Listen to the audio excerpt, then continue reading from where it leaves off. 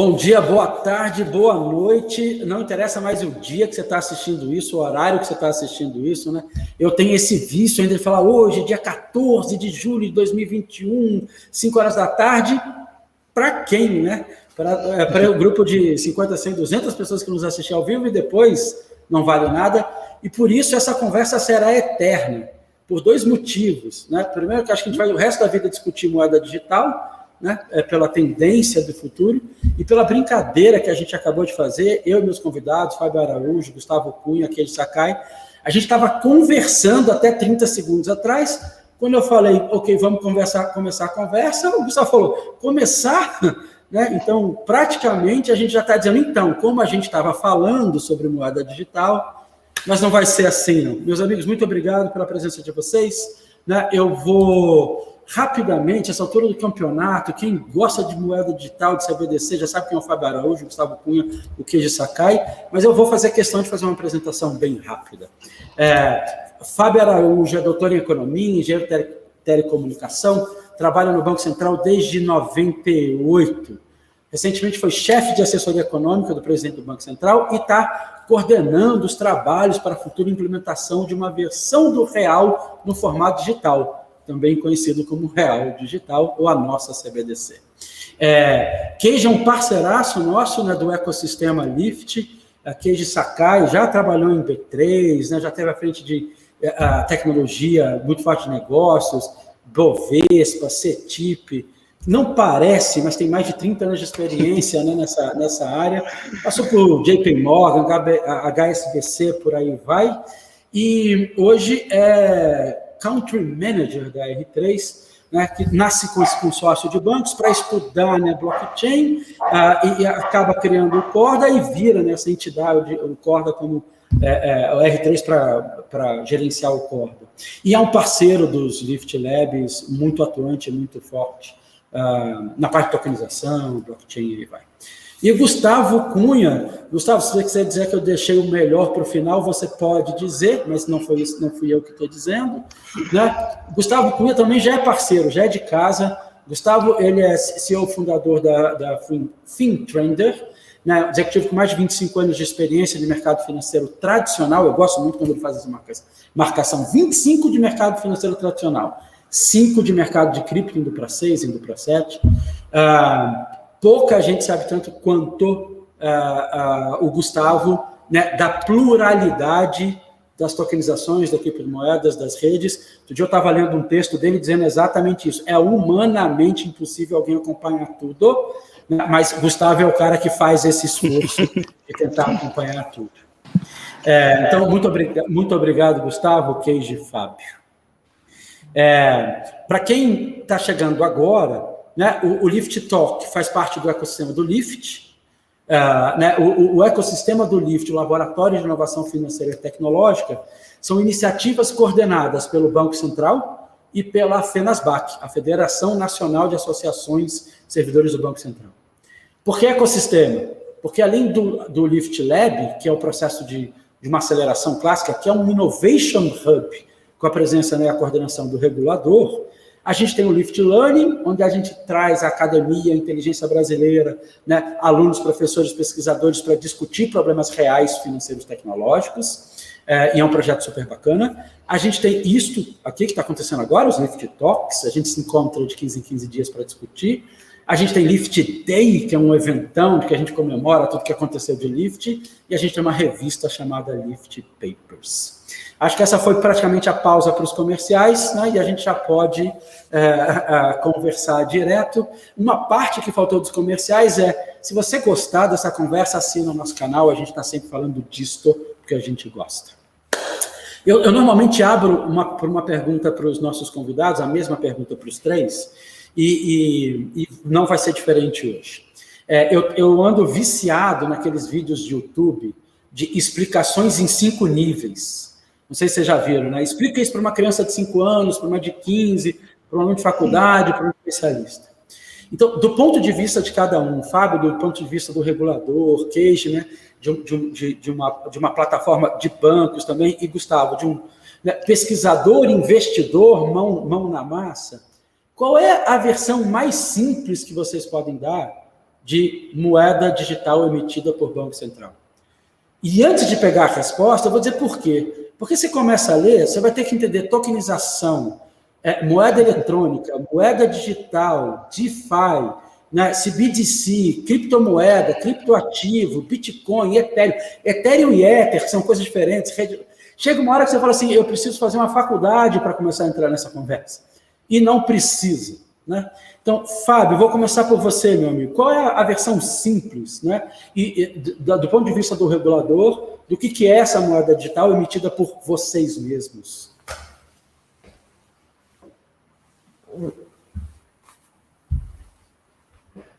Obrigado, Rodrigo. Boa tarde, Queijo. Boa tarde, Gustavo. Do ponto de vista do regulador, a moeda digital é a moeda que você usa no dia a dia, só que você nunca vai ter a oportunidade de segurar ela na mão. Você sempre vai usar um dispositivo para fazer uma transação. Então, isso é a maneira mais simples de explicar. É exatamente o dinheiro que você já tinha, que você já usa, só que você não vai segurar ele na sua mão, você vai segurar ele no seu celular, no seu computador ou em um outro aparelho que tenha na sua casa. Que maravilha. E a gente vai entender que essa simplicidade gera milhões de possibilidades em algum momento, né? Gustavo Cunha, qual é a versão mais simples, né, do ponto de vista de quem está atuando aí na ponta? Eu acho que a versão mais simples é um pouco do que a gente já tem nesse sentido, né? Alguma coisa, alguma moeda que você negocia aí no campo digital, né? Pegando até o que o Fábio falou, a gente já faz isso, né? A gente já tem isso muito no dia a dia, né? A quantidade de dinheiro que a gente usa aí, papel moeda mesmo, aquele papelzinho ali, o lobo-guará, aquelas coisas, aquele monte de figuras, aquilo lá está em extinção. Eu costumo até dizer que quem está nascendo hoje, muito provavelmente vai ver o lobo-guará e companhia só em museu, né? Porque daqui 15, 20 anos não vai ter mais esse papel moeda, já tem lugares que muito antes disso vai acontecer. Essa moeda digital é um pouco isso, é um jeito da gente digitalizar, a gente negociar essa moeda. A diferença é que hoje a grande maioria dessa moeda digital que a gente faz são moedas de bancos, né? Que a gente fala, né, vai ser uma moeda emitida pelo Banco Central mesmo, né? E com várias repercussões aí que a gente vai discutir hoje, né? Tem um monte de mudanças aí. Maravilha. Que sua versão simples dos CBDCs, né, olhando todo o sistema financeiro no mundo, que eu sei que vocês acompanham de perto. Você sabe que geralmente eu quero ser o último a responder, mas essa era melhor ser a primeira, né? Porque daí você queima todas as respostas dos outros.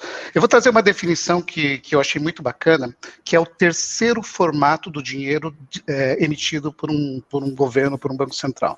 Tá? Existe o dinheiro físico, o dinheiro em conta corrente, em reserva, o terceiro seria o dinheiro digital. Se você imaginar que vamos dizer, o valor total de reais que foram emitidos não corresponde ao valor total de notas que estão em circulação. Então já existe uma parte do dinheiro que já está digitizada, tá? Que já é escritural, tá? E nesse sentido o CBDC é uma terceira forma muito parecida com a segunda forma, que é o dinheiro em reserva bancária, o dinheiro em conta, tá? E que vai ser utilizado, como o Gustavo falou, para vários tipos de negócio que eventualmente hoje não conseguem ser executados e liquidados com dinheiro comum. Maravilha, boas respostas, e a gente já, né, só nessa conversa a gente já pode fazer muita derivação das diferenças reais aqui. Eu vou lembrar as pessoas que isso aqui é uma conversa, que elas podem mandar perguntas, que daqui a pouco a gente começa a ler essas perguntas. Guilherme Amaral já mandou pergunta, daqui a pouco, Guilherme, a gente vai puxar esse ponto.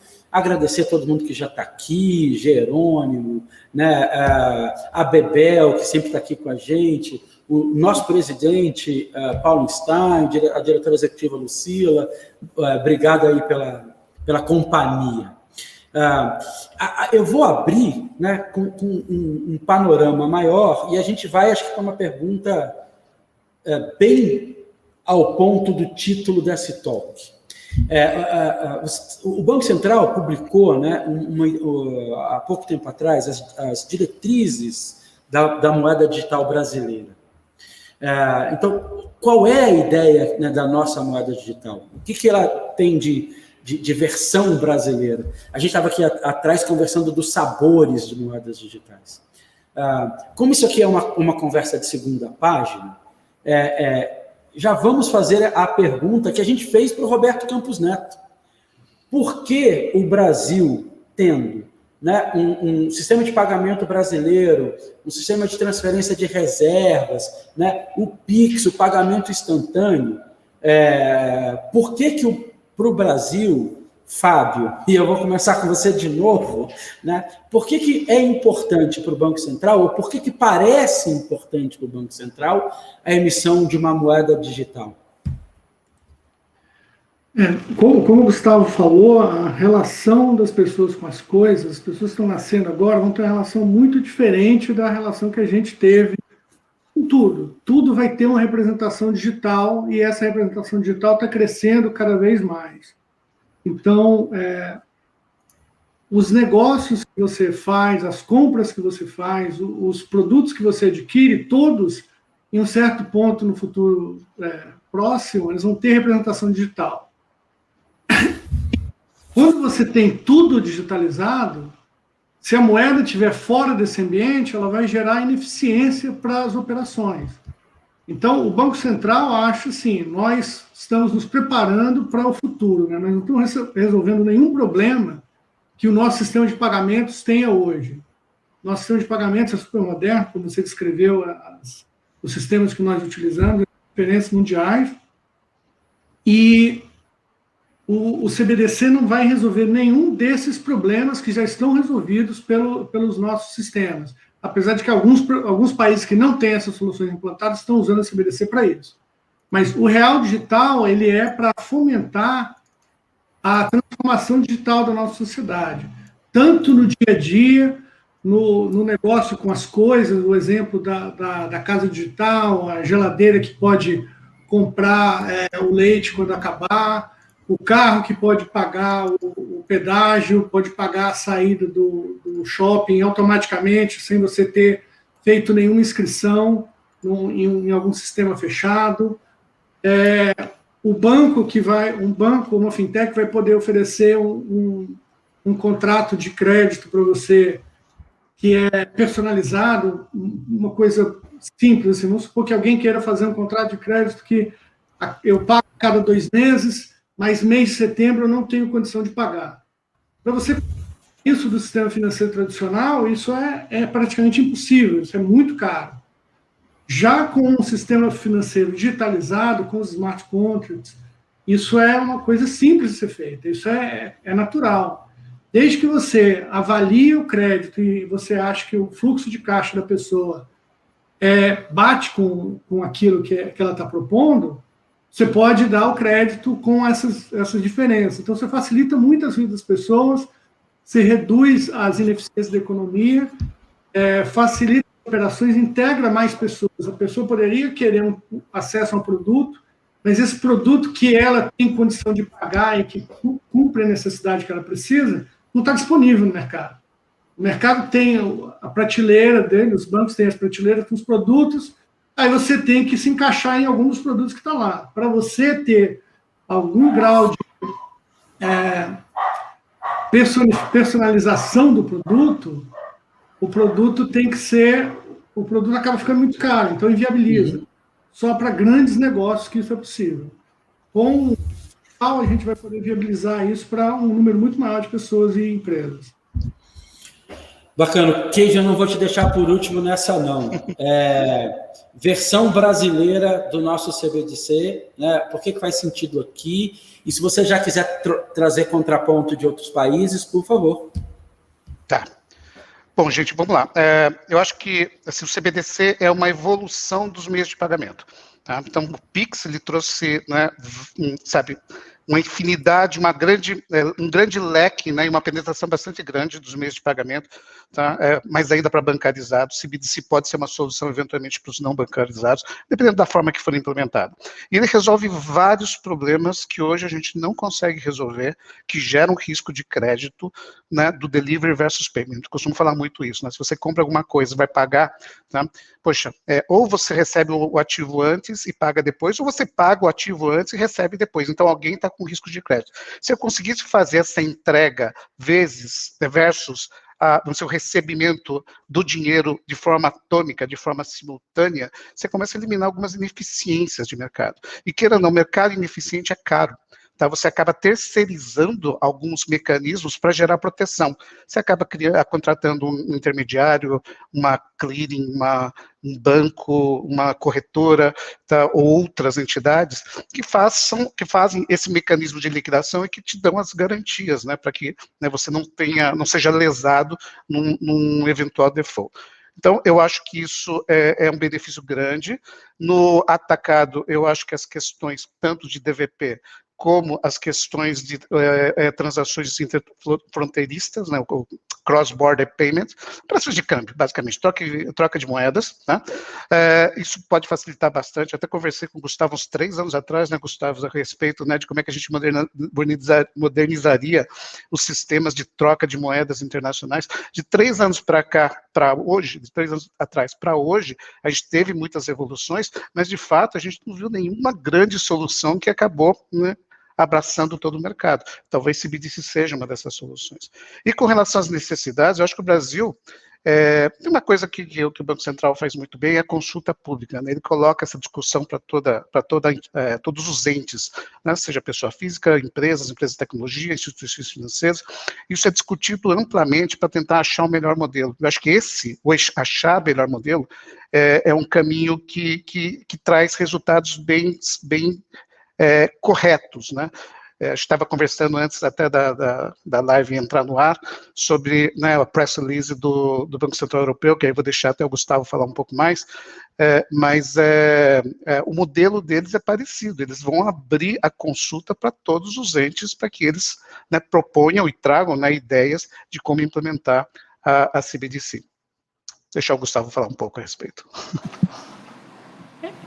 Eu vou entrar aqui, pegando até um pouco do que o Fábio estava falando, que você comentou agora, que já acho que, assim, primeiro ponto é a tokenização vai acontecer, né? A gente está digitalizando tudo, né? Então, assim, tudo vai ser digitalizado, a geladeira, o leite, etc. Você vai ter a digitalização de todo esse processo, nada mais natural que você tenha uma moeda que seja digitalizada e que também trafegue nesse ambiente, né? E que aí ajuda também nessa parte aí do que você estava falando, do case de deliver versus payment, né? Da atomic swap, essas trocas automáticas que são necessárias, a moeda vai ter que ir para isso. Quando eu olho o CBDC, eu olho assim de uma forma que ela abre um leque de possibilidades aí de implementação bastante grande, né? E por isso essa estratégia do Banco Central brasileiro, e que os bancos centrais seguem também, e eu concordo que o Banco Central brasileiro faz isso muito bem, de ter a consulta pública para olhar lá e ver do que esse leque de possibilidades que temos aqui, quais nós, como sociedades, achamos bom de ser implementado. Então, essa discussão com a sociedade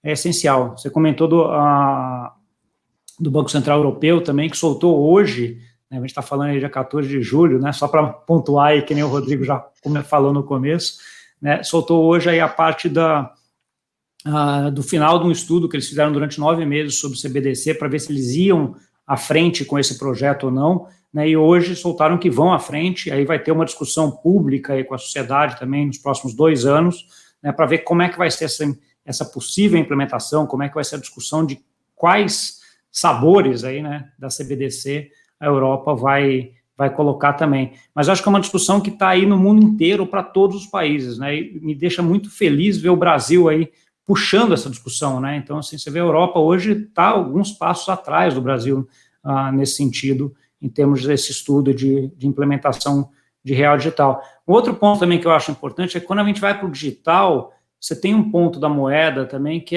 não é só a moeda em si, mas é o meio onde ela trafega, né? Então, assim, quando a gente está falando de papel moeda, o papelzinho, né, de dinheiro, esse você não precisa controlar o meio, porque você troca de pessoas para pessoas e ele é anônimo e tudo. Quando você vai para o digital, você tem algumas outras preocupações de como é que é essa rede onde ela se comunica, né? E aí o que o Queijo comentou também é um ponto importante, né? Essa rede ela tem que se comunicar com outras redes, né? Para que você consiga fazer câmbio e trocar essa CBDC, esse real digital, por um euro digital, por um dólar digital, né? Então isso precisa ser pensado, porque tecnologia para fazer isso muito melhor do que a gente tem hoje, que nem o Queijo falou 3 anos atrás, que a gente falou, já tinha 3 anos atrás.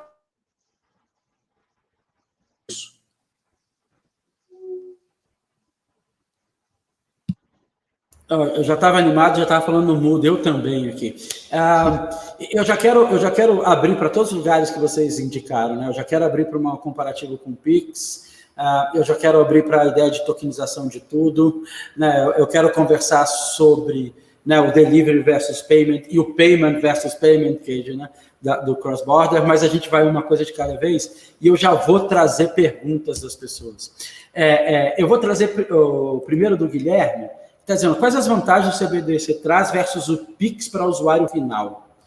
E, Fábio, essa eu sei que é uma conversa que você tem tido, né? Assim, se a CBDC entrasse hoje, ia fazer pouca diferença. A sensação que ia dar ia fazer pouca diferença.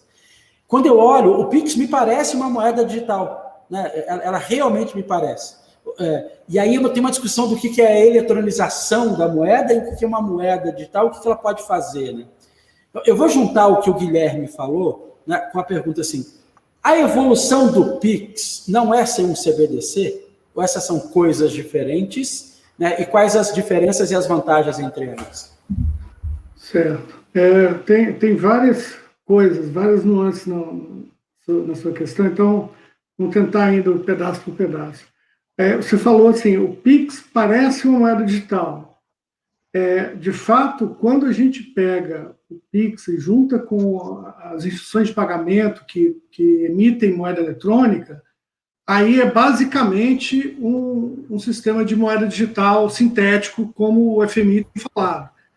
Esse é uma visão um pouco mais tradicional da CBDC. Você teria algumas dificuldades para implementar essas novas tecnologias de smart contracts, para ligar nessas redes que os ativos estão tokenizados, para você ter um delivery versus payments que é realmente atômico, você teria algumas dificuldades usando essas tecnologias de hoje. Então, o Pix mais o sistema de IPs do Brasil, eles basicamente resolvem o problema de que todos os países estão trabalhando hoje para fazer a CBDC, que é quase uma CBDC sintética. Por isso que o real digital ele tem que ir além do que o Pix oferece. E para ir além, ele precisa de um passo intermediário que a gente ainda não mencionou na nossa conversa, que é o Open Banking. O Open Banking ele vai fazer com que a informação financeira das pessoas flua de uma maneira natural. Então, você vai criar um ecossistema de fintechs que vai poder analisar esses dados e criar produtos financeiros que são mais adequados para a necessidade de cada pessoa. Você vai ter tudo isso já dentro de um ambiente digital. Você vai ter esses ativos que vão nascer dentro do ambiente digital, que vai fazer a análise do fluxo da informação, que pode até casar com outras informações que você tem, as informações de mídias sociais, que são informações importantes para você determinar padrão de consumo e de comportamento das pessoas. Então, você tem como o Gustavo falou, assim, o real digital abre um leque de oportunidades muito grande. O foco do Brasil é no fomento a esses novos produtos, tanto para o dia a dia das pessoas, novas maneiras de liquidar operações de forma automática entre máquinas, sendo que as pessoas não precisam entrar diretamente na operação, só dão autorização para uma máquina fazer uma operação para elas, e isso feito dentro de um sistema aberto, sem que você tenha que estar associado com um provedor de pagamento em um arranjo, com outro provedor de pagamento em outro arranjo, com outro provedor de pagamento. Isso gera muita ineficiência. Com o CBDC, você consegue fazer todos esses pagamentos sem ter acordo com ninguém. Você tira o intermediário, como o Queijo falou. Você tem vários intermediários por causa dos vários passos que você tem que dar com a tecnologia atual. Então, você tem os intermediários para garantir cada um desses passos. O que a CBDC faz é dar um link direto entre o usuário e a liquidação do produto. Então, você coloca várias camadas de intermediação e aumenta muito a eficiência do processo. Eu não sei se Gustavo ou Queijo querem complementar. Eu acho que eu concordo. Acho que a discussão é um pouco aí de como é que a gente vai moldar esse real digital, né? Então, assim, se for um real digital mais simples, que nem provavelmente a Europa tá indo, ele é muito parecido com o Pix mesmo, né? Então, assim, o Pix já faz muito aí do que uma CBDC faria, né? Mas ele abre possibilidades, acho que como o Fábio falou, de ter aí sabores muito diferentes, né? Então, assim, é um pouco essa ideia que a gente vê a tecnologia provendo, e aí sim essa discussão do real digital é o que desses todos esses sabores que a gente vai querer implementar, né? E pensando aí nessa cabeça de facilitar a vida mesmo, né? Então, assim, nessa digitalização que a gente está indo de tudo, né, se a gente tiver uma moeda que tem ali digitalizada no mesmo ambiente, direta, sem intermediários, facilita muitas coisas. Muitos casos de uso, que nem a gente já comentou aqui, mas tem muitos que a gente nem imagina e que vão surgir aí no decorrer, né? E que vão precisar dessa moeda para ser negociada, né? Então, acho que esse é o ponto. Só para complementar, né, até pela evolução e a modernidade do sistema financeiro brasileiro, desde a época de SPB, que a gente já resolveu vários dos problemas que os países estão pensando em resolver utilizando o CBDC, a expectativa é que aqui a gente consiga colocar coisas adicionais, tá? Seja uma CBDC mais orientada para problemas não resolvidos. E, claro, você abre um leque, né, de opções para você realizar pagamentos, para você realizar transações financeiras. Tá? Então, acho que não é gerar problema para a sociedade, é muito mais trazer outras opções para a sociedade de mecanismos que você possa utilizar o dinheiro ou fazer pagamentos. Né? Eu vou pegar carona, Keiji, com essa sua última frase e pegar, né, a experiência que a gente sabe que vocês têm de algumas implementações fora do Brasil. Assim, uma das questões da implementação de uma moeda digital é a interoperabilidade, né? Quer dizer, e aí, junto com a interoperabilidade, tem uma discussão de conversibilidade, né, das moedas, como é que a gente vai converter uma moeda digital na outra, e se você estender essa conversa, em algum momento tem um risco de substituição de moeda. Okay? Como é que você está vendo, né, essas implementações com foco em interoperabilidade e conversabilidade, e se quiser arriscar substituição de moeda, a gente arrisca, mas acho que o Fábio vai querer falar e o Gustavo vai querer falar também. Eu deixo esse último assunto para os dois, então. A questão de interoperabilidade é a discussão já em andamento entre vários bancos centrais. Né? Na Ásia existem, né, um acordo entre 4 países para avaliação e testes da interoperabilidade entre as soluções de CBDC que eles estão fazendo. Na Europa, né, o Banco da França, o Swiss Bank e o próprio Banco Central Europeu desenvolvendo também estudos e testes de interoperabilidade, e aí tem duas interoperabilidades, né? Duas interoperabilidades. Uma que é a interoperabilidade de rede, como o Gustavo falou, tá? Por quê? Porque o ente aqui brasileiro, ele não faz parte da rede da Europa.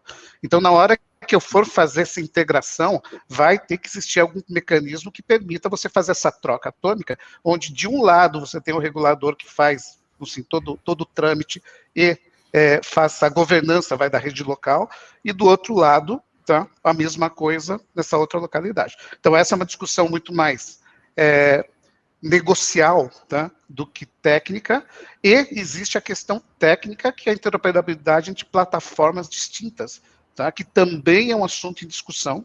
Tá, então, já existem, né, estudos da R3 com os nossos concorrentes, que são, né, parceiros nesses projetos de interoperabilidade, né, com o objetivo de garantir que esse swap, esse PVP, o Payment versus Payment, ocorra de forma atômica, né, em suas específicas redes e ambientes e plataformas, né, de forma a garantir que a operação seja executada, né, atinja o finality da operação. Tá? Então, agora, a gente está numa fase bem embrionária nesse assunto, né, porque são estudos iniciados agora. Se a gente pensar, né, quem tem a CBDC implementada, tem as Bahamas, né, com $100, tá? E que talvez não seja tão relevante no comércio exterior para a gente fazer experimentos de troca de moeda. Tá? Então, acho que são coisas que vão evoluir. Eu acho que a gente ainda está numa fase de avaliação e experimento. Fábio e Gustavo, fui longe demais na conversa de interoperabilidade. O que está sendo discutido agora e se, né, em última instância, se olha para o futuro para um risco de substituição de moeda em algum momento na CBDCs? Eu posso... Vai lá, Fábio. O risco de substituição de moedas é um dos primeiros riscos que foi mapeado já quando a primeira vez que alguém falou de CBDC. Bancos centrais são muito medrosos, são muito bons a risco, esses são os primeiros riscos que apareceu no radar da gente. Então, a coordenação internacional é fundamental para você suplantar esse risco. E eu tenho visto nos fóruns internacionais que todos os países têm ciência disso e eu acho que, assim, as conversas estão caminhando muito bem, porque nenhum país tem a intenção de interferir na política monetária de outro país. Não é interesse de um país emitir tanta moeda que a moeda vai ser utilizada fora da sua jurisdição, ele não sabe se essa moeda vai voltar. Então, até hoje, para você ter uma dolarização de uma economia, você tem um acordo, normalmente, com os Estados Unidos, para os Estados Unidos saber qual é a oferta de moeda que você tem. Então, a substituição ela seria como é a substituição hoje, uma coisa voluntária. E os países sabem que é mais difícil, porque como a moeda digital não vê fronteira e não tem custo de você sair carregando, você não precisa carregar malas de dinheiro de um país para o outro para transferir uma quantidade muito grande de recursos, você vai ter que ter mecanismos para garantir que fora da jurisdição ou fora da rede essa moeda não vai operar, ela vai congelar de alguma forma. Então, o risco seria se os países não tivessem dispostos a adotar esse mecanismo, mas todos os países estão dispostos a adotar isso, então eu acho que esse ponto está suplantado. O mais importante aí é a oportunidade que a gente tem, então, de estabelecer essa interoperabilidade entre os sistemas de pagamento internacionais. Como o Queijo falou, a gente tem os sistemas legais, são baseados em legislações que em alguns países foram, no caso do Brasil, desde a década de 30, tem lei cambial que ainda está valendo, tem sistemas de pagamento que foi criado, em alguns países foi criado no começo do século XX. Então, você tem dificuldade de integração. Nós estamos num momento agora em que todos os bancos centrais estão discutindo o tema, então você pode desenvolver um sistema que tenha mais facilidade de integração. A gente sabe que, no fim das contas, a parte legal é a parte mais complexa. Você tem as dificuldades de interconexão tecnológica, as dificuldades de interconexão legais, elas são bem maiores, mas parece que todos os países estão bem alinhados no sentido de aproveitar essa oportunidade. Gustavo, como é que você vê essa interoperabilidade das moedas, né, de CBDCs nos países? E eu sei que você é um especialista e gosta muito de discutir stablecoin também, né, e aí já aproveita e faz uma diferenciação aí dessa ideia de stablecoin com política monetária e CBDC diferente. Tá bom. Então, acho que a primeira coisa aqui, eu separo essa discussão em duas, né? Uma é a discussão de o real digital vai valer a mesma coisa do real papel, né? Então, assim, acho que essa discussão, o exemplo que eu sempre dou é o exemplo de câmbio, até, envolve câmbio, que é o dólar. Se você for comprar dólar num banco para mandar para uma conta no exterior, você vai pagar lá, sei lá, R$5 por cada dólar. Se você for comprar dólar em papel para fazer a mesma coisa, para levar para o exterior, você vai pagar R$5,10, R$5,20. Por quê? Ele é mais caro porque ele é menos eficiente, né? Ele tem lá um custo de trazer aquele papel de lá para cá, custo de segurança do papel, né, que é um custo diferente. Então, você está em dois ambientes de negociação diferentes, mas, no final das contas, é o mesmo dólar, né? Mesmo $100 num é o mesmo $100 do outro. Então, essa discussão traz aqui para o real digital que sistemas que são mais eficientes, mais modernos, mais rápidos, em tese, tendem a ganhar, tendem a ter spread menores, né, e serem mais perto ali do 1 para 1 nesse sentido. Tá? Então, acho que esse é um ponto importante, acho que tudo vale mas os sistemas melhores. E aí tem eu vou aproveitar e já até declarar, esse era o ponto do Celso, querendo saber se vai ter câmbio de real digital, né? E o termo, né, é um termo para a gente engraçado hoje, né? E se ele vai ter esse mesmo valor, né? Se existem cotações independentes. E acho que de certa forma, acabei já respondendo até essa pergunta, né? Então, assim, os sistemas mais eficientes acabam tendo spreads menores, né? E a discussão que se tem quando a gente joga isso para o mundo é que se tiver uma dessas moedas que tiver um sistema tão eficiente que gere casos de uso tão melhores que a outras, que todo mundo migraria para essa moeda, né? Um pouco dessa ideia de que você teria uma moeda que seria a moeda do mundo, né, e que ela daí ditaria toda a parte de política monetária do mundo, e aí os receios dos bancos centrais em relação a isso, acho que o Fábio colocou muito bem que isso já está endereçado lá na discussão que ele está tendo, mas ainda é uma coisa que ainda está sempre ali, né, porque se a gente pensar que a gente vai ter hoje um país que vai ter uma moeda digital que vai ser muito mais eficiente como meio de pagamento, como tudo, e com casos de uso muito melhores do que as outras, né? Então, assim, ela vai possibilitar mais inovação, ela vai possibilitar mais coisas, e vai possibilitar para aquele país ou para aquela área geográfica um crescimento maior. Então, acho que esse é um ponto aí que também que incita os bancos centrais a olharem e verem, que falam, vamos montar um negócio aqui para a gente também ou puxar nessa discussão, como é o caso do Brasil, ou pelo menos para a gente não ficar muito para trás, né? Que nem é o caso de alguns outros países, né? Outro ponto importante aí, só pensando, respondendo exatamente a tua pergunta, Rodrigo, de interoperabilidade, ela é super importante, né? Então, assim, hoje ainda para fechar câmbio hoje, né? Eu moro aqui na Europa, acho que a maioria do pessoal aí já até sabe, então, para eu fechar câmbio do Brasil para cá, ainda demora 2 dias para o dinheiro chegar, né? Não é por conta de tecnologia, porque tecnologia você já manda aí em algumas coisas em 15 segundos o dinheiro para cá, né? Então, assim, eu fecho um negócio aí numa cripto que aqui em 15 segundos está aqui, né? Mas pelo sistema tradicional ainda demora 1-2 dias. Então, assim, é só como será feita essa transição, né? Então, assim, vamos migrar desse sistema que está aí, esse legado, para um sistema muito mais eficiente que a gente sabe que existe já. Ok.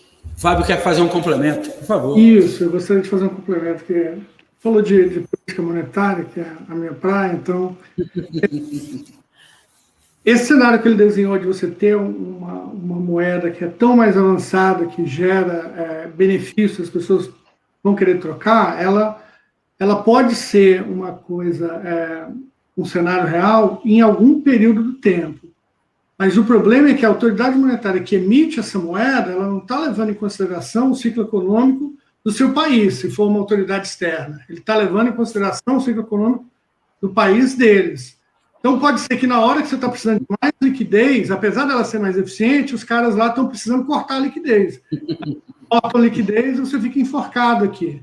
Então, por isso que, quando você usa uma moeda de um outro país, você meio que amarra suas mãos, que você vai usar a gestão de liquidez que o país que está emitindo aquela moeda faz. Se aquela moeda é mais eficiente em algumas situações, tudo bem, mas... Quando você chega numa situação crítica, ou para você ou para eles, pode ser que as ações tomadas pelo Banco Central de lá, que está emitindo moeda, sejam contrárias ao seu interesse, e você não tem voto lá no Banco Central deles, né? Então, por isso que todos os bancos centrais acham assim, olha, a gente só vai emitir moeda para um outro país se eles quiserem. Eles vão lá, pedem para a gente, tudo bem, a gente emite, mas você tem que saber que eu não estou acompanhando o seu ciclo econômico. Você o seu país é o meu ciclo econômico.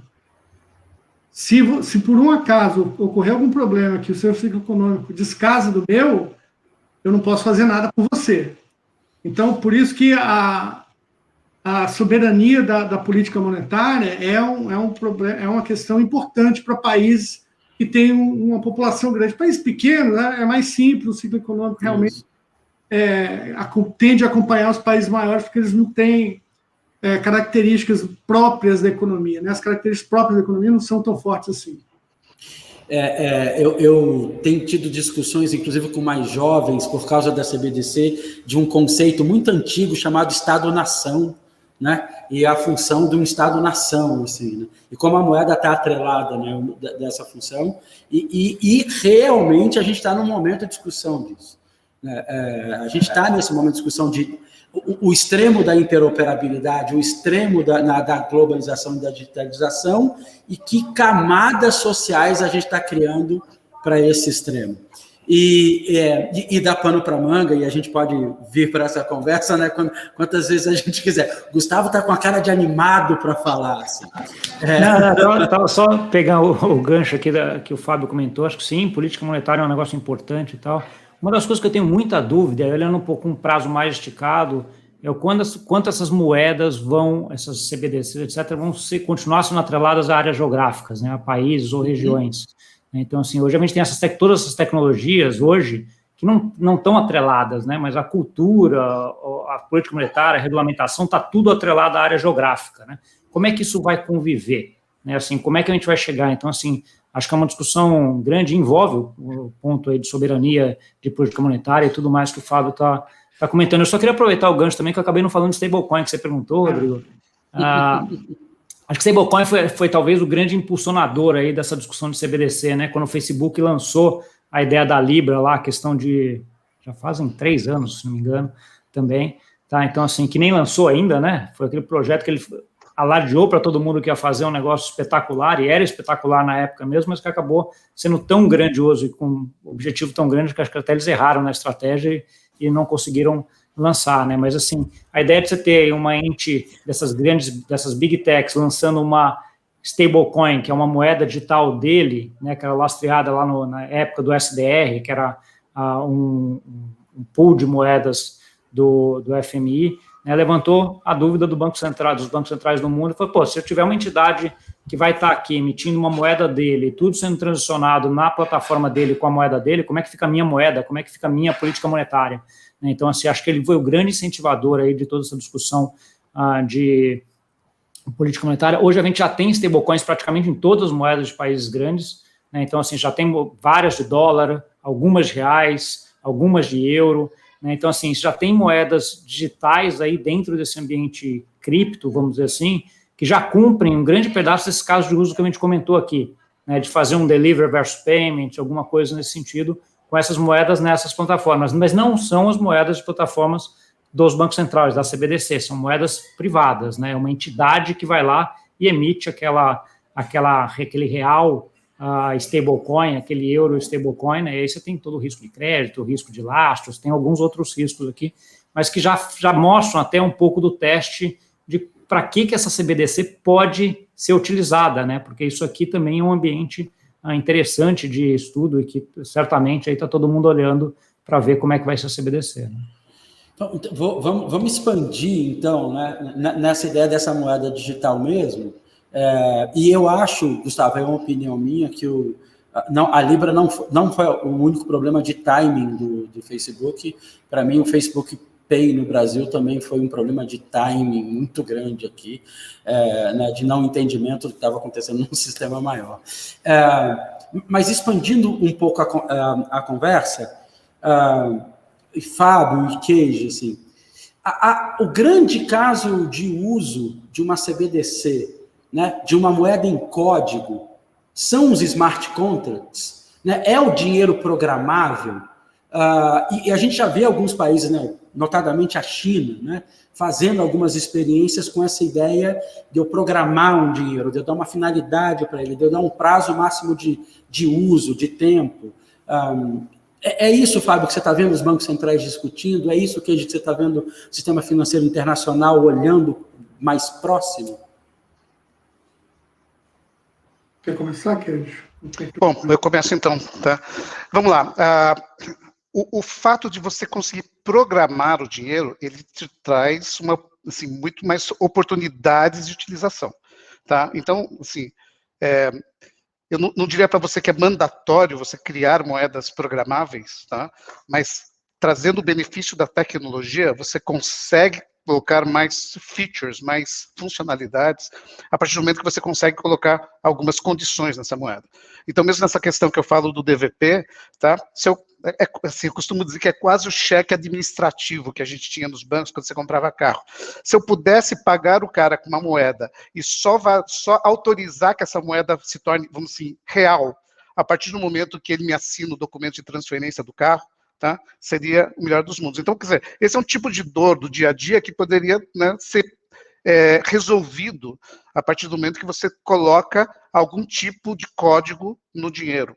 Tá? Outras questões, a utilização de auxílio emergencial que a gente vem discutindo. Tá? A gente sabe que tem gente que não utilizou esse auxílio emergencial para comprar comida e pagar suas contas. Tem gente que utilizou para, né, outras atividades que não necessariamente quereriam o dinheiro do governo de auxílio emergencial. Poxa, se a gente conseguisse de alguma forma colocar regras para que esse dinheiro só pudesse ser utilizado em determinados tipos, né, de pagamentos, tá, isso facilitaria, né, evitaria fraudes, evitaria uso inadequado, inclusive uma distribuição mais assim, justa, desses recursos. Então, assim, não é mandatório, eu acho que traz os benefícios, e o fato da tecnologia oferecer esses benefícios e resolver tantos problemas, eu acho que os bancos centrais deveriam aproveitá-lo. O pessoal está adorando o seu comentário de cheque administrativo aqui, né? A gente percebe que quem deu um sorrisinho, né? Quem deu um sorrisinho sabe o que é isso. E tem gente nesse mesmo exato momento que é divulgando o cheque administrativo para tentar. Até agora estava entendendo tudo. O cheque administrativo a pessoa se perdeu, né? Tem um grupo aqui vendo isso. E Fábio, assim, eu sei que você já vai comentar, eu já te agradeço antecipadamente, mas assim, a ideia de uma moeda digital ou programável, atrelada, né, a contratos, depois a gente conversa, não ajuda, não torna o Banco Central mais eficiente nas políticas econômicas e monetárias dele?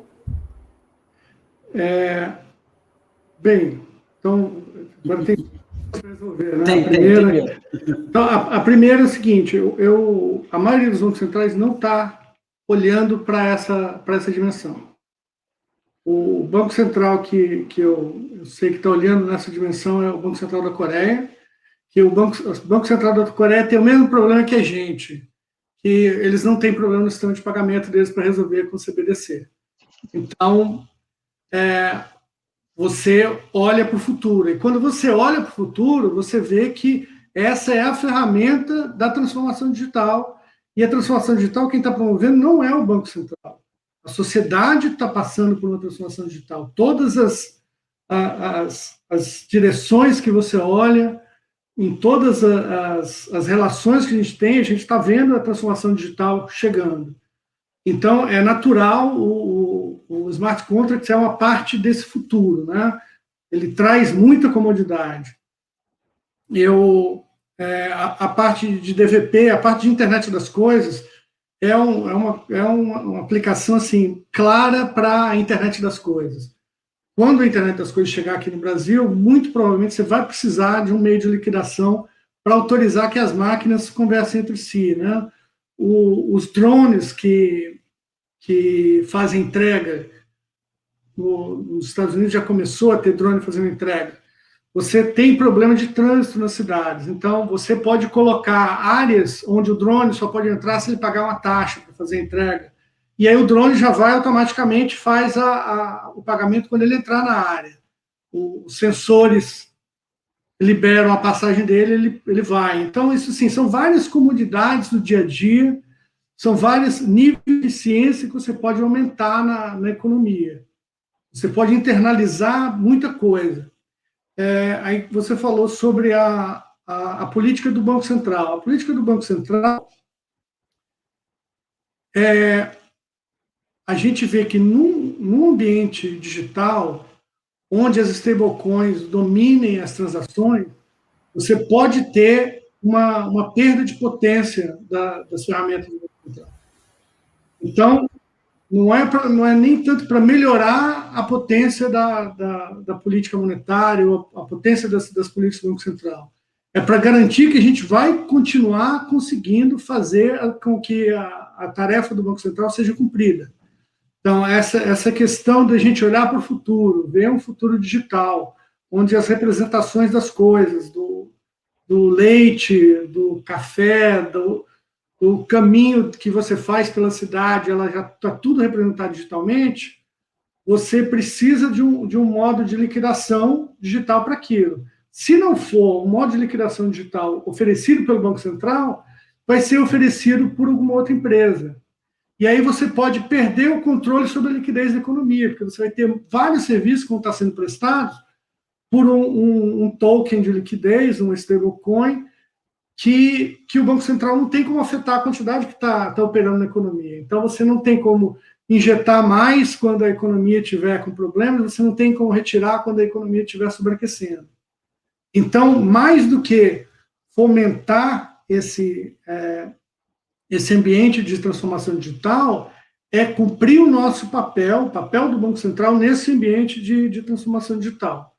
Então, quando o mundo estiver mais digitalizado, quando as transações estiverem as contrapartes digitais bem claras, você vai precisar desse token e o Banco Central tem que ter a possibilidade de oferecer. Eu estava lembrando de outra política e foi falar de pandemia e tem um texto seu, Gustavo, bacana, que tem uma explicação boa sobre isso, né?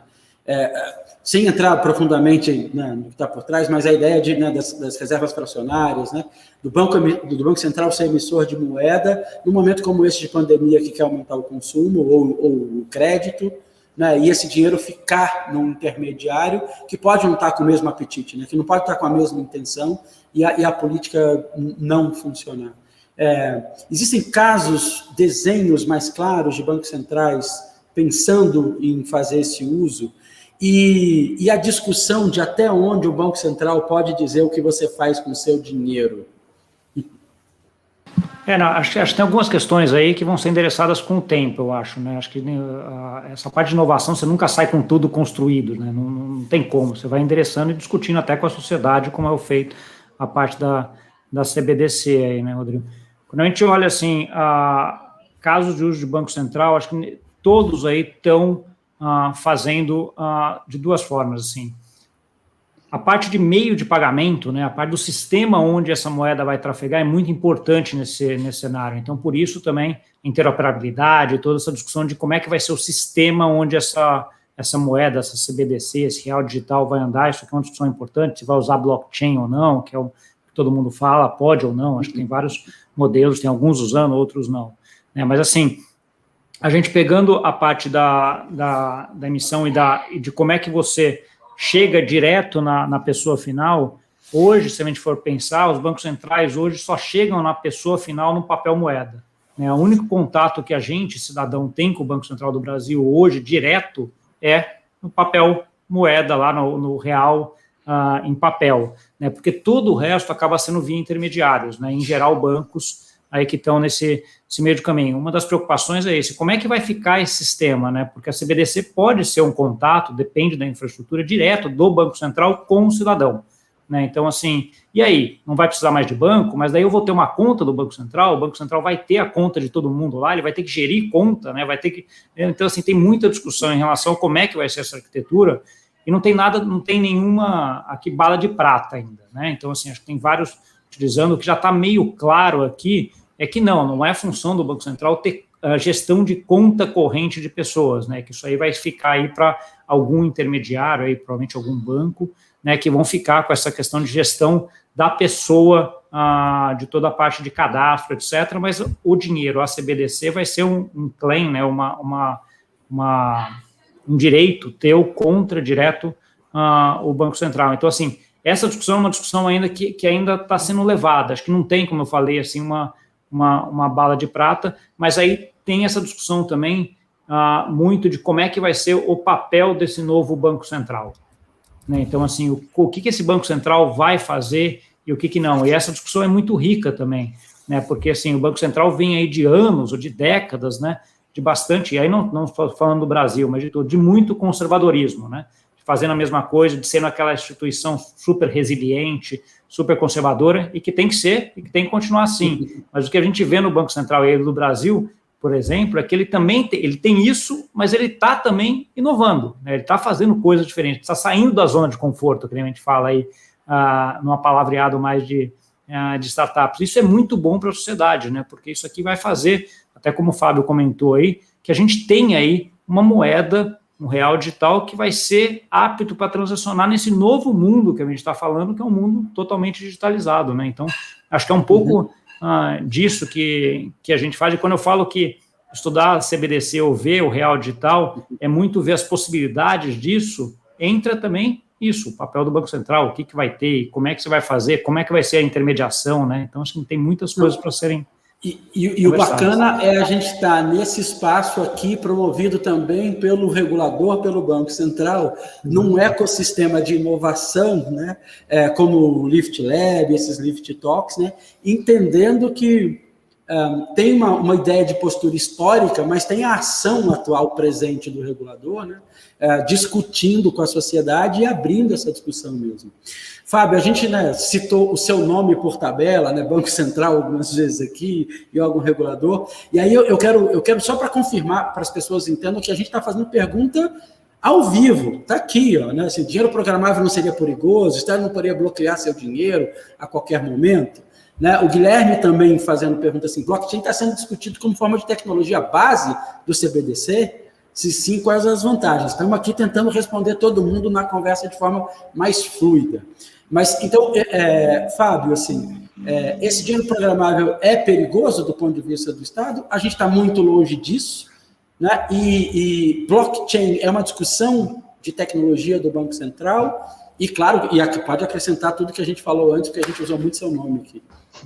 Certo. Dinheiro programável, se você não tiver um sistema legal adequado, realmente ele é muito perigoso. E você pode ir lá e bloquear todos os ativos que estão associados a um ID, e você pode simplesmente, mas mesmo que não seja programável, se você tiver, se ele estiver registrado em blockchain, e eu tiver uma chave, porque o Banco Central naturalmente vai ter um nível de acesso diferente dos outros participantes da rede, o Banco Central pode ir lá identificar, esse ID aqui é do fulano. Então eu bloqueio todos os ativos, deixo ele congelado. Então essa é uma questão menos tecnológica e mais uma questão jurídica. O bloqueio, Fábio, não depende de ser moeda digital ou não, né? Hoje, Exatamente. Se você identifica a necessidade de bloquear uma conta, você vai nas contas Exatamente. sociais. Se tiver em banco, o Banco Central hoje já tem o poder de bloquear os ativos das pessoas. A gente só não tem o poder de bloquear ativo físico, ouro, se tiver barra de malas de dinheiro, a gente não tem como bloquear. Mas todas as operações que ele faz no sistema financeiro, elas são identificadas, então elas podem ser bloqueadas. Então, como eu falei antes, não é uma questão tecnológica, isso é uma questão jurídica. A gente tem um marco de sigilo bancário, um marco de proteção, né, do sigilo fiscal, a gente tem um marco de proteção da lei de dados das pessoas. Então, a gente tem um sistema jurídico que protege as liberdades individuais. Aí, voltando para... Deixa eu falar ainda do blockchain, né? O blockchain eu encaro assim, é a tecnologia mais promissora para a implementação do CBDC. Eu acho que Bahamas não usou, Jamaica, que está com um piloto avançado, não está usando, a Suécia está usando até o Corda. Então, isso é uma questão de, assim, o que você pretende fazer. Do jeito que a gente está aqui no Brasil, por exemplo, a gente poderia mexer minimamente nas coisas e fazer um rebranding dos nossos produtos e dizer, olha, a gente já tem uma CBDC que é igual a CBDC da Jamaica, igual a CBDC do Bahamas, praticamente igual a CBDC da China, e a gente consegue acompanhar as transações das pessoas, porque a gente consegue acompanhar, só que não tem blockchain nenhum na nossa tecnologia hoje. Então, apesar de ser a tecnologia dominante, a tecnologia que traz mais possibilidades, não é a única possibilidade que a gente tem. Isso vai depender muito do que a sociedade precisa de uma CBDC, que é essa discussão que a gente está levando aí, né, ao longo desse final de ano e ao longo do próximo ano. A gente precisa entender o que a sociedade brasileira precisa de uma CBDC. Tem mais alguma questão que a gente... Não, tem mais 500. A gente está aqui numa discussão que a gente só abre, e o meu problema é que são 5h59. Né? E a gente muitas camadas na discussão. Tem muitas camadas, mas assim, dinheiro programável está respondido, blockchain está respondido. Eu tenho uma brincadeira interna, Fábio e meus amigos, que eu falo assim, olha, se você já recebeu vale-refeição, você já teve dinheiro programável na vida. Exatamente. Ok? Você já teve um dinheiro programável, né? Essa discussão não é nem nova exatamente. Essa questão que o Queijo falou de você fazer transferência de renda, programa social com dinheiro programável, melhorar a eficiência, a minha opinião é que piora a eficiência. Porque o que vai acontecer é, você vai dar R$500 para uma pessoa, ela quer comprar material para fazer um churrasco, ela não pode comprar material para fazer um churrasco. Então, ela vai, ao invés de comprar R$500 de material para fazer um churrasco, comprar 400 e vai passar 100 para outra pessoa, que vai dar os 400 para ela e outra pessoa vai gastar os 500 dela. Então, você não vai melhorar. A gente sabe que o Brasil, isso não existe. Elas vão se comportar do jeito que você manda elas se comportar. Elas se comportam do jeito que elas querem se comportar. Então, na Suécia, que o pessoal gosta muito de churrasco, tá? Eles vão implementar o rastreamento do dinheiro para saber se isso foi para carvão ou para carne. E, Fábio, você acabou de reforçar a minha teoria do dinheiro programável, vale transporte, vale refeição. Em todo o centro urbano, você tem um lugar que troca isso por dinheiro com deságio. Né? E alguém consegue trazer isso de volta para o sistema como se tivesse sido gasto. Mercado secundário. Mercado secundário do dinheiro programável. A gente, por favor, não inventem isso. Se você tem uma fintech, não proponha isso, mercado secundário do dinheiro programável. A coisa mais interessante é a similaridade com os pontos de milhagem das companhias aéreas, que elas expiram. Né? Então, assim, a gente já tem isso, e não foi usado o blockchain para fazer essa implementação, nem smart contracts. Né? E que eu acho bacana dessa discussão, e aí eu vou agradecer a Marcela da Multiledgers aqui, a gente estava tendo uma discussão hoje, anterior, sobre ecossistema minimamente viável, né? A gente não está desenhando produto, a gente está desenhando ecossistema aqui, né? Então, enquanto você não está falando de aplicação, ator do ecossistema, requisito de segurança, requisito legal, governança, fluxo de valor, cada vez que você mexe uma coisa dessa, o ecossistema tem que mudar, e por isso que acho que a gente está numa fase exploratória, né? O mundo inteiro está explorando as ideias de moeda digital. Eu gostaria de ter mais 3 horas só hoje para ter essa conversa, mas eu não tenho. E aí significa que nenhum de nós tem. O que eu queria, eu vou fechar a pergunta, né? Na verdade, vou fechar a nossa conversa com a seguinte pergunta. Vocês acham, olhando para o futuro, incluindo aí uma moeda digital emitida pelo Banco Central, que ela faz parte de um futuro mais digital, mais inclusivo, né? Mais, no última instância, mais barato, né? Para as pessoas poderem transitar nele, e a gente vai realmente causar um impacto na sociedade. E aí, se a gente for para DeFi, é uma história, né? Mas é isso, Fábio, é isso, Keiji, é isso, Gustavo, que a moeda digital, no fundo, ela está inserida nesse desenho de sociedade, ou a gente ainda está longe? Eu não estou dizendo que é a solução para tudo isso, né? Mas se ela está inserida nessa discussão ou não, e aí já deixo para vocês fazerem os seus agradecimentos finais. Fiz pensar, hein? Não, é exatamente isso. Assim, a gente vê a CBDC aqui como sendo a evolução natural da agenda tecnológica do Banco Central. E é uma evolução natural no ambiente de transformação digital da sociedade. Você vai retirar camadas de ineficiência, você vai retirar atravessadores, né, das pessoas.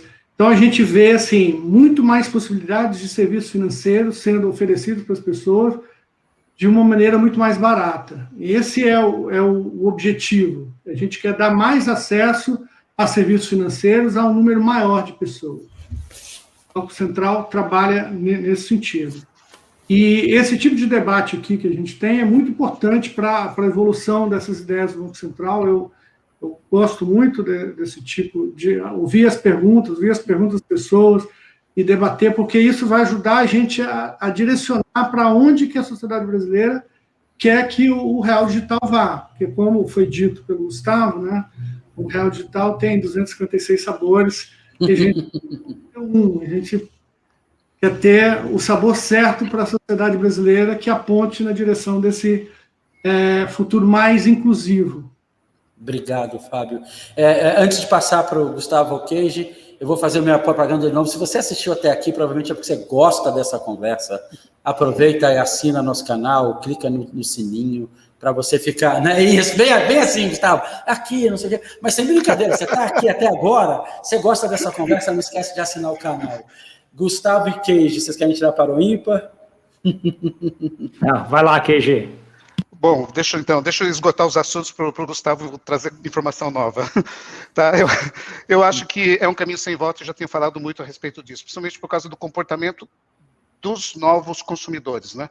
Então, a geração que conhece cheque administrativo, em algum momento, não vai existir mais gente que conheça cheque administrativo. Outro dia eu mostrei um disquete para minha filha, ela achou que aquilo era uma impressão 3D do ícone de salvar. Tá? Então, as coisas estão mudando, né? O pagamento digital começa a ser mais natural. E, a fidelização que existia por algumas marcas acaba sumindo. Os novos entrantes estão entrando com serviços mais eficientes, mais baratos, e na hora que você coloca mais, alternativas para realizar negócio, através do Real Digital, por exemplo, tá, isso vai abranger, vai abrir muito leque de oportunidades. Para os caras antigos, a gente tem que se movimentar, seja as instituições, as empresas, etc. Tá? A própria evolução do Pix, eu estava vendo o roadmap, cara, assim, Pix saque, Pix agendado, tá? Tem um monte de coisas que a gente faz hoje no banco, que você, ou no caixa eletrônico, ou pagamento de boleto, que você não vai precisar mais com o Pix. Com a entrada do Real Digital, vão ter outras coisas que vão ser descontinuadas. Tá? E aí, acho que todo mundo que está engajado no segmento aqui precisa ficar atento, identificar as oportunidades, aproveitar elas, ou se movimentar naquelas que vão desaparecer. Tá? E é isso, eu queria só agradecer a participação aqui, tá? Lembrando que quando eu comecei o dia estava claro aqui atrás com um sol bonito, já está uma escuridão, tá? Significa que, e passou rápido, significa que o papo foi muito legal. E essa não vai ser a última coisa que você vai fazer no dia, que eu sei, Queijo. Gustavo, mais inclusivo, né, melhor, né, mais abrangente, mais transparente, a gente está num bom caminho? E suas considerações? Eu acho que sim, acho que primeiro acho que é um pouco do que o Queijo e do Fábio comentaram, acho que é inevitável, vai acontecer, né? A sociedade está pedindo, a gente está se digitalizando, então assim, é um caminho sem volta, mas a gente tem vários sabores aí, né? Várias formas de se fazer isso, né? Quando eu costumo tentar olhar para frente e falar assim, o que a gente quer? Né? Como é que a gente quer que seja feito hoje? Né? E daí a tecnologia vai ser decorrência disso, né? Então assim, a gente tem que fazer o caminho para chegar lá. As possibilidades que você tem aqui são de um mundo muito melhor, né, com muito menos intermediários, com muito mais inclusivo, muito mais igualitário, muito mais barato, né, as possibilidades permitem isso. É como a gente vai fazer essa trajetória para chegar lá. Eu acho que essa é a discussão importante, que é a discussão que o Banco Central e a gente aqui traz com a sociedade brasileira, né, de ver como é que a gente vai querer, como é que a gente vai moldar esse futuro nosso, né? Então, acho que é isso que eu queria comentar. Concordo plenamente, acho que com o Fábio e com o Queijo, acho que eles colocaram bastante aí do que eu falaria aí nessa fala final. Eu queria, de novo, agradecer aí o convite para vir aqui debater aí com você, Rodrigo, com o Fábio, com o Queijo, assim, pessoas espetaculares, e isso acho que enriquece muito. Eu aprendo muito também nessa discussão com vocês e espero ter contribuído aí um pouco também.